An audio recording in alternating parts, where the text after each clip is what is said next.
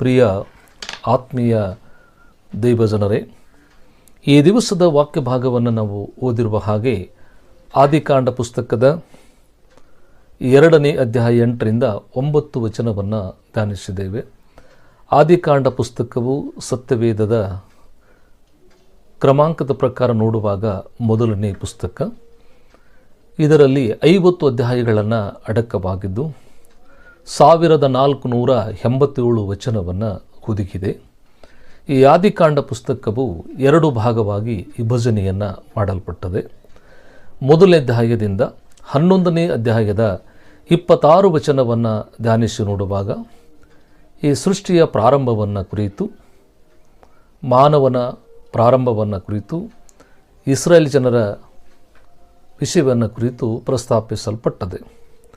ಇನ್ನು 2ನೇ ಭಾಗವು 11ನೇ ಅಧ್ಯಾಯದ 27ನೇ ವಚನದಿಂದ 50ನೇ ಅಧ್ಯಾಯದ ಕೊನೆ ಭಾಗದವರೆಗೆ ಓದಿ ನೋಡುವಾಗ ದೇವರು ಅಬ್ರಹಾಮ ಮತ್ತು ಸಾರಳನ್ನು ಆರಿಸಿಕೊಂಡು ಅವರ ಮಕ್ಕಳು ಮೊಮ್ಮಕ್ಕಳವರೆಗೆ ಜೀವಿಸಿರುವಂಥದ್ದು, ಐಗುಪ್ತ ದೇಶದಲ್ಲಿ ಬಾಳಿರುವಂಥ ಎಲ್ಲ ಸನ್ನಿವೇಶಗಳನ್ನು ಅಲ್ಲಿ ಉಲ್ಲೇಖವನ್ನು ಮಾಡಲ್ಪಟ್ಟದೆ. ಹೀಗೆ 2 ಭಾಗವಾಗಿ ವಿಭಜನೆಯನ್ನು ಮಾಡಲ್ಪಟ್ಟಂಥದ್ದು. ಇಲ್ಲಿ ಆದಿಕಾಂಡ ಅಂತ ಹೇಳುವಾಗ ಆದಿಕಾಂಡ ಅನ್ನುವಂಥ ಪದ ಇದು ಗ್ರೀಕ್ ಭಾಷೆಯಿಂದ ಬಂದಿರುವಂಥದ್ದು. ಆದಿಕಾಂಡ ಅಂದರೆ ಇದನ್ನು ಕನ್ನಡದಲ್ಲಿ ಪ್ರಾರಂಭ ಅಂತ ಕರೀತಾರೆ. ಹಾಗಾಗಿ ಇಲ್ಲಿ ಗಮನಿಸುವಾಗ ಈ ಸೃಷ್ಟಿಯ ಪ್ರಾರಂಭವನ್ನು ಕುರಿತು, ಮಾನವನ ಪ್ರಾರಂಭವು, ಇಸ್ರಾಯೇಲ್ ಜನಾಂಗಗಳ ಪ್ರಾರಂಭವನ್ನು ಕುರಿತು ಈ ಆದಿಕಾಂಡ ಪುಸ್ತಕವು ನಮಗೆ ಸಾರಿ ಹೇಳುತ್ತದೆ. ಇಲ್ಲಿ ಓದಿರುವಂಥ 2ನೇ ಅಧ್ಯಾಯದ 8-9 ವಚನದಲ್ಲಿ ದೇವರು ಮಾನವನನ್ನು ತನ್ನ ಸ್ವರೂಪದಲ್ಲಿ ನಿರ್ಮಿಸಿ ಆತನಿಗೆ ಸುಂದರವಾದಂಥ ಒಂದು ಎದೆನ್ ತೋಟದಲ್ಲಿ ಇರಿಸಿದನು ಎಂಬುದಾಗಿ ಬರೆಯಲ್ಪಟ್ಟದೆ.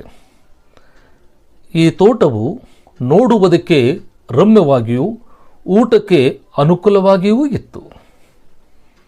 ಈ ಎದೆನ್ ತೋಟದಲ್ಲಿ ದೇವರು ಮಾನವನನ್ನು, ನಮ್ಮ ಮೂಲ ಪಿತೃಗಳಾದ ಆದಮ ಹವ್ವಳರನ್ನು ಆ ತೋಟದಲ್ಲಿ ಇರಿಸಿದನು. ಈ ಎದೆನ್ ಅನ್ನುವಂಥ ಪದವು ಹಿಬ್ರು ಭಾಷೆಯಿಂದ ಬಂದಿರುವಂಥದ್ದು.